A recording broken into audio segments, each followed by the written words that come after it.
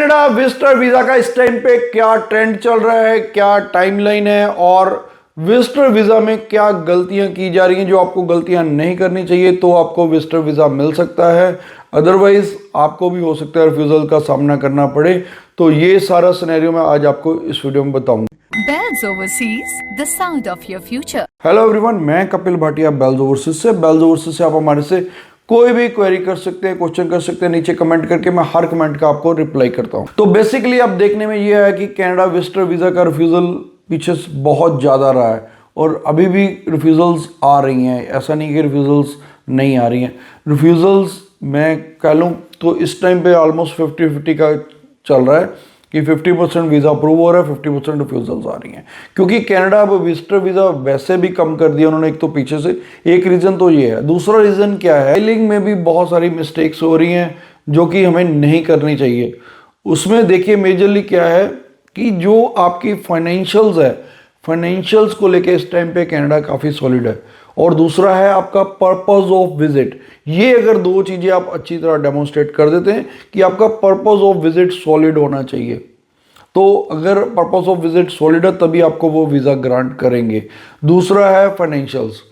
अब क्या है कि अगर आप सिर्फ यही कहते हो कि मैंने घूमने फिरने के लिए जाना है या सिर्फ वहाँ पर मिलने के लिए जाना है, वो सफिशिएंट नहीं है। उसके पीछे भी आपकी कोई बैकग्राउंड स्टोरी होनी चाहिए, या अगर आपका जितना वो रीज़न सॉलिड रहेगा उतने वीज़ा चांसेस बेटर रहेंगे। तो सेकंड बात कर लेते हैं फाइनेंशियल्स की, क्योंकि फाइनेंशियल्स क्या है कि आप सिंपल ये होता है कि ठीक है जी फंड्स हैं उठा के लगा दिए, ऐसे नहीं है। अगर आपके फंड्स हैं वो आपकी इनकम से मैच करते होने चाहिए। आपकी सपोज इनकम है सिर्फ 5 लाख और आप फंड दिखा रहे हैं 20 लाख, वो भी बनता नहीं है। ठीक है, इनकम तो 4-5 लाख है और फंड्स 20 लाख के हैं।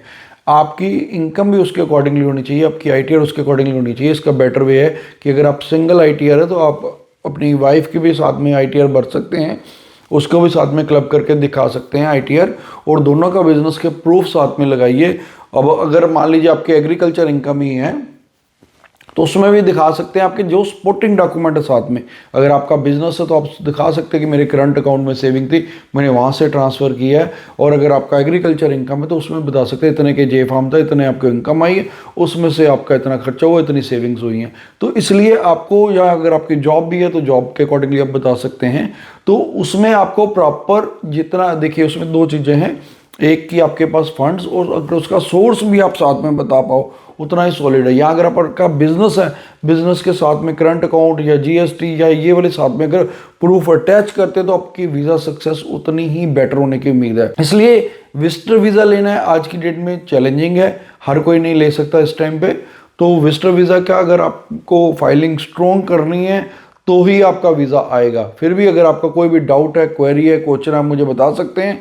और अगर टाइमलाइन की बात करूं तो विजिटर वीज़ा में इस टाइम में 3 मंथ्स अप्रॉक्स लग रहे हैं रिजल्ट्स आने में, लेकिन कुछ के रिजल्ट्स अर्ली भी आ रहे हैं। और वीज़ा सक्सेस मैं बता चुका हूं कि 50-50 है। Thanks for watching. Bells Overseas, the sound of your future.